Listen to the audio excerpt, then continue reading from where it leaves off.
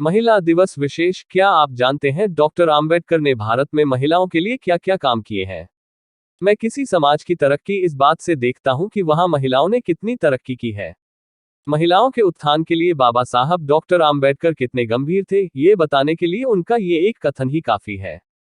भारत में जब फेमिनिज्म यानी नारीवाद का कोई नाम भी ढंग से नहीं जानता था, उस वक्त बाबा साहब डॉक्टर आम्बेडकर ने नारी सशक्तिकरण के ऐसे काम किए जिससे आज भारतीय महिलाएं अंतरिक्ष तक पहुंच चुकी हैं। 20वीं शताब्दी में बाबा साहब पहले वो व्यक्ति थे जिन्होंने ब्राह्मणवादी पितृसत्ता को खुली चुनौती दी थी, लेकिन विडंबना देखिए, इतना सब कुछ करने के बाद भी बाबा साहब भारत में नारीवाद का चेहरा नहीं बन पाए। लोगों ने उन्हें सिर्फ दलितों के नेता और संविधान निर्माता तक सीमित कर दिया, जबकि महिलाओं की भलाई के लिए उनके जितने काम शायद ही किसी भारतीय नेता ने किए हों। उनकी मॉडर्न थिंकिंग और दूरदर्शिता का अंदाजा आप इस बात से लगा सकते हैं कि जब भारतीय समाज महिलाओं को चार दीवारी में कैद रखे हुए था, तब उन्होंने कामकाजी महिलाओं के लिए मैटरनिटी लीव दिलाई। आइए आपको बताते हैं कि महिलाओं की भलाई के लिए बाबा साहब ने क्या कुछ किया।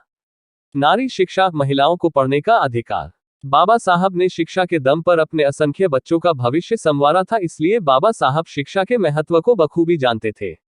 पुरुषों की शिक्षा के साथ साथ वो महिलाओं की शिक्षा को भी बहुत जरूरी मानते थे। जेएनयू में असिस्टेंट प्रोफेसर डॉक्टर प्रवेश कुमार के मुताबिक 1913 में न्यूयॉर्क में एक भाषण देते उन्होंने कहा था, माँ बाप बच्चों को जन्म देते हैं, कर्म नहीं देते। माँ बच्चों के जीवन को उचित मोड़ दे सकती है। यह बात अपने मन पर अंकित कर, यदि हम लोग अपने लड़कों के साथ अपनी लड़कियों को भी शिक्षित करें तो हमारे समाज की उन्नति और तेज होगी।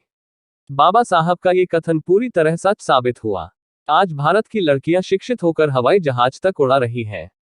बाबा साहब ने अमेरिका में पढ़ाई के दौरान अपने पिता के एक करीबी दोस्त को पत्र में लिखा था। उन्होंने लिखा, बहुत जल्द भारत प्रगति की दिशा स्वयं तय करेगा, लेकिन इस चुनौती को पूरा करने से पहले हमें भारतीय स्त्रियों की शिक्षा की दिशा में सकारात्मक कदम उठाने होंगे। 18 जुलाई 1927 को करीब 3000 महिलाओं की एक संगोष्ठी में बाबा साहब ने कहा था, आप अपने बच्चों को स्कूल भेजिए। शिक्षा महिलाओं के लिए भी उतनी ही जरूरी है जितना कि पुरुषों के लिए। यदि आपको लिखना पढ़ना आता है तो समाज में आपका उद्धार संभव है।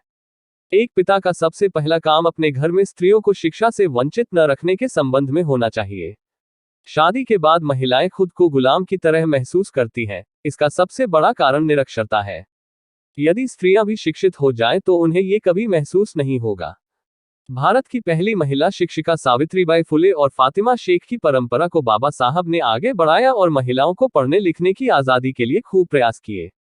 मनुस्मृति में स्त्रियों को जड़, मूर्ख और कपटी स्वभाव का माना गया है और शूद्रों की तरह उन्हें अध्ययन से वंचित रखा गया, लेकिन बाबा साहब ने महिला शिक्षा के लिए बहुत काम किया।